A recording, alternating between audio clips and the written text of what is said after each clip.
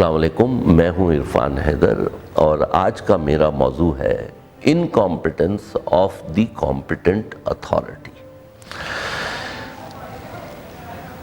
Competent authority وہ phrase ہے، یعنی کہ یہ دو لفظ ہیں جو بیوروکریسی اپنے اس لیٹر میں لکھتی ہے جس لیٹر میں اس حکم دینے والے کا نام چھپانا مقصود ہو، یعنی کہ آپ کے کانٹریکٹ ختم کرنے کے لیے کمپیٹنٹ اتھارٹی نے فیصلہ کیا کہ آپ کو نکال دیا جائے گا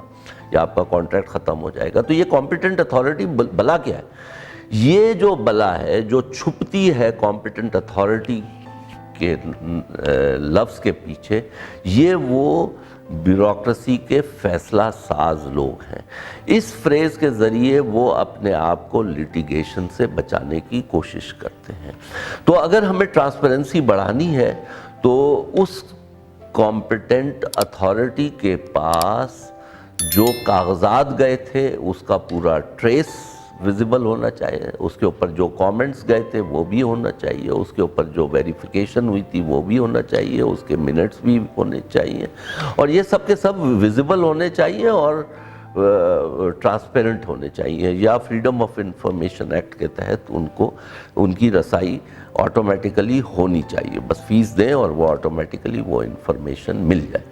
اسی لیے میں یہ کہتا ہوں کہ جو بیوروکریسی ہے اس کی انکمپیٹنس آف دی کمپیٹنٹ اتھارٹی، کیونکہ وہ اپنی نااہلی چھپانے کے لیے کمپیٹنٹ اتھارٹی کا لفظ بناتے ہیں۔ دوسری وجہ جو انکمپیٹنس آف دی کمپیٹنٹ اتھارٹی ہے، بیوروکریسی ہے، وہ یہ ہے کہ وہ کام کو اینڈ ٹو اینڈ ختم نہیں کرتے، یعنی کہ ایک کام ہے وہ ادھر سے شروع ہوتا ہے، اس کا اسٹیپ 1 ہے، اسٹیپ 2 ہے، اسٹیپ 3 ہے، اسٹیپ 4 ہے، اسٹیپ 7 ہے، اسٹیپ 7 اگر ہو جاتا ہے تو کام مکمل ہو جاتا ہے، لیکن اس اسٹیپ 1 سے اسٹیپ 7 کی ذمہ داری کسی ایک شخص کے پاس نہیں ہوتی، یعنی کہ ہر اسٹیپ کسی الگ ڈپارٹمنٹ کا ہوتا ہے، وہ جانے اس کا کام جانے، اور جو کمپیٹنٹ اتھارٹی اس پرٹیکولر اسٹیپ کے لیے بیٹھی ہوئی ہے کنویں کے اندر،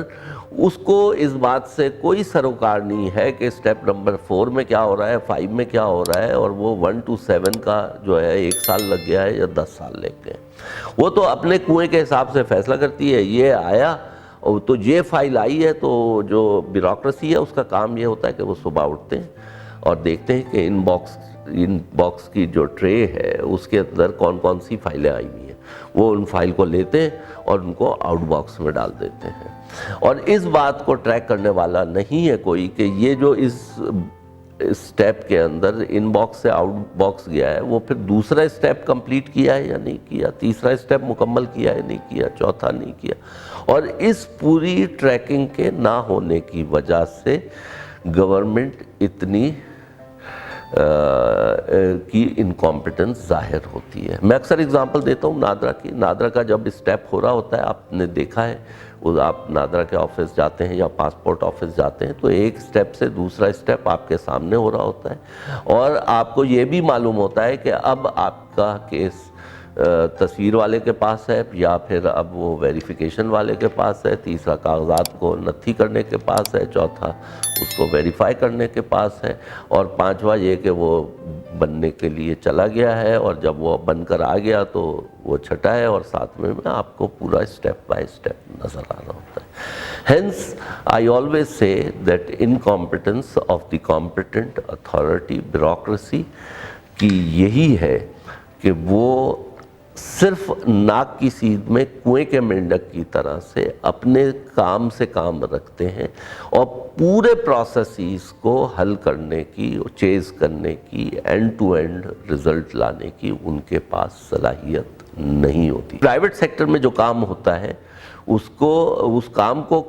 مکمل کرنا پڑتا ہے۔ اب ہمیں نہیں معلوم کہ وہ کس ڈپارٹمنٹ میں پھنسا ہوا ہے یا کدھر ہے یا کیا ہے۔ جو اچھی ایفیشینٹ آرگنائزیشن ہے اس میں ہر پروسیس کا ایک آدمی انچارج ہے جس کا کام یہ ہوتا ہے کہ وہ یا تو اس کیس کو اپروو کرے گا، یا وہ